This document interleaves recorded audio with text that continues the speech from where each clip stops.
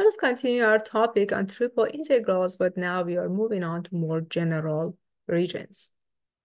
For example, question says, evaluate the triple integral of square root of x squared plus z squared dv over region E, where E is the region bounded by the paraboloid y equals to x squared plus z squared and the plane y equals to 4. Let's visualize these and try to understand the behavior of our region and what are we doing here. So take a look. This is y equals to x squared plus z squared. And then you have y equals to 4, which is your plane, cutting this surface, and the intersection between these is y equals to x squared. And on top, it is bounded by the horizontal line.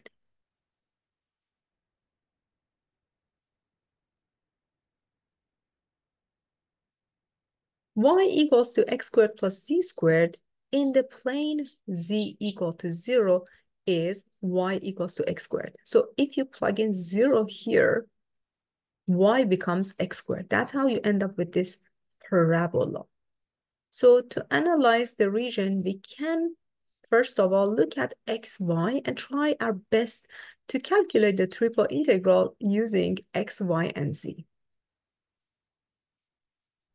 So the intersection between y equals to 4 and the y equals to x squared, this is going to be this region here.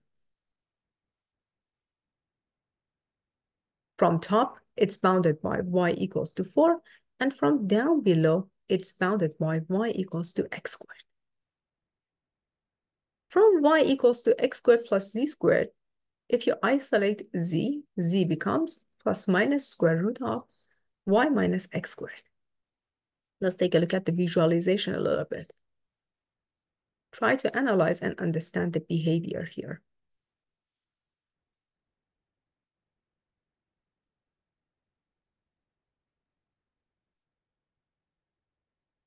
So y is equal to x squared plus z squared. From top, it is bounded by square root of y minus x squared. And from below, it's bounded by negative square root of y minus x squared. So this is what you have down below, and above, you have square root of y minus x squared. So these are the boundaries for your z. That's how you find the upper bound and lower bound for your z. So the lower bound is z equals to negative square root of y minus x squared, and the upper bound is z equals to square root of y minus x squared. These are all visualization that we need to feel comfortable about. This is y equals to x squared plus z squared. From below, it is bounded by negative square root of y minus x squared, and from top, it's bounded by positive square root of y minus x squared. Why it is important? Because we need to find boundaries for x, y, and z. So this region can be written as the set of all points x, y, and z such that x is bounded by, what is the upper bound? What's the lower bound for your x? Remember that y is equal to x squared and y is equal to 4. So if you set them equal to each other, x becomes plus minus 2. So from left, x is bounded by negative 2. And from right, it's bounded by positive 2. So these are the boundaries for your x. Now the boundary for your y. Remember that y is equal to x squared plus z squared. And in the plane that z is equal to 0 in 2D plane, y is equal to x squared. So basically, your y from below is bounded by x squared. And from top, it's bounded by 4. upper bound and lower bound for your y. Now for z, we did the visualization. Z from below is bounded by negative square root of y minus x squared. And from top, it's bounded by square root of y minus x squared. Now let's see if we can solve this triple integral using the boundaries here. You have the triple integral of your function, square root of x squared plus z squared dv. So here you have your function, x squared plus c squared. If you take the integral with respect to z first, then the lower bound for z is negative square root of y minus x squared. The upper bound is square root of y minus x squared. This is what we see. And then dy, we're taking the integral with respect to y. Y from below is bounded by x squared, from top bounded by 4.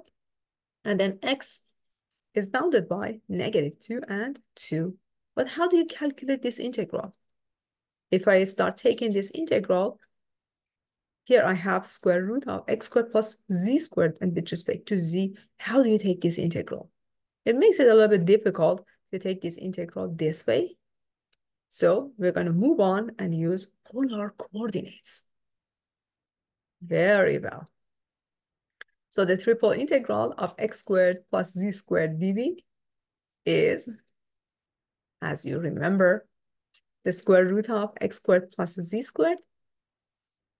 Well, let us just take the integral with respect to y, and then take the integral with respect to the rest of the variables. Why I did that? Remember that in our original integral, you had z and then you had y, but your function has no y in it. So you can basically move this around and start taking the integral with respect to y. Why not? If we do that, this is basically the square root of x squared plus z squared. And you have 4 minus x squared minus z squared. And you're taking the double integral. Now remember that in polar coordinates, if theta is bounded between theta 1 and theta 2, r or radius is bounded between r1 and r2, wherever you see x, you can use r cosine theta. Wherever you see y, you can use r sine theta.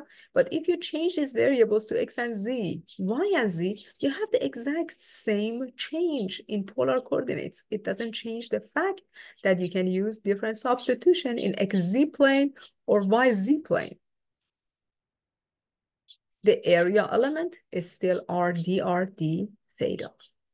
Okay, if we take a look at the intersection between y equals to x squared plus z squared and y equals to 4, as you can see, the region is a circular region. So that's why, since we have a circular region, we are interested in using polar coordinates.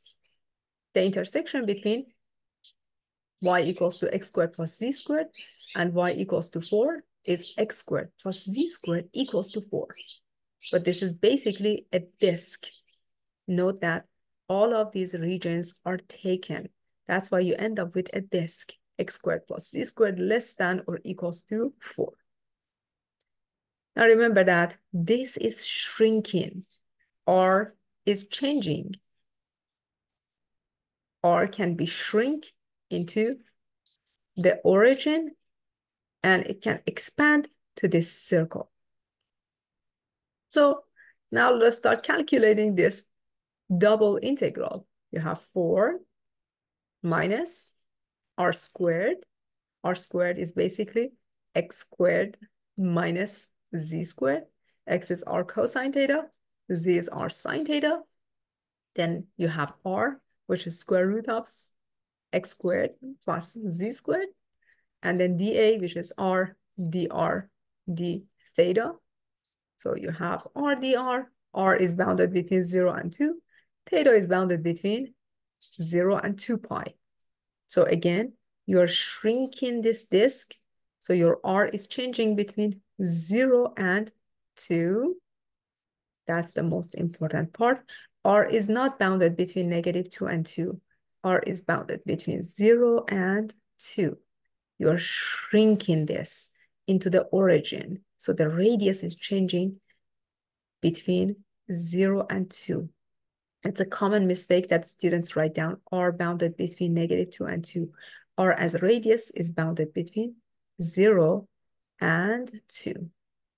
So it's expanding, and also it is shrinking. And theta, as you can see, is bounded between 0, and you have a full rotation. 0 to 2 pi. Very good. And dA, as you remember, is r dr d theta. This guy can be written as 4r minus r to the fourth.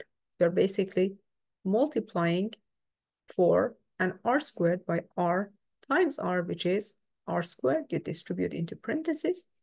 You take the integral with respect to r, and then you take the integral with respect to theta. But note that here it is equal to 4r cubed divided by 3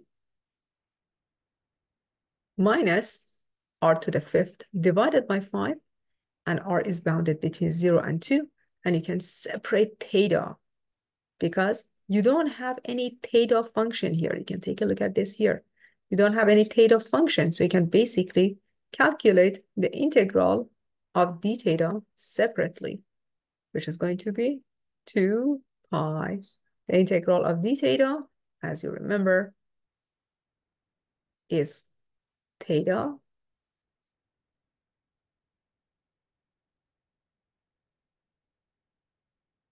and since it's a definite integral, you plug in the upper bound, you plug in the lower bound, and you end up with 2 pi. So you have 2 pi times the rest of these calculations, which is 128 pi, divided by 15.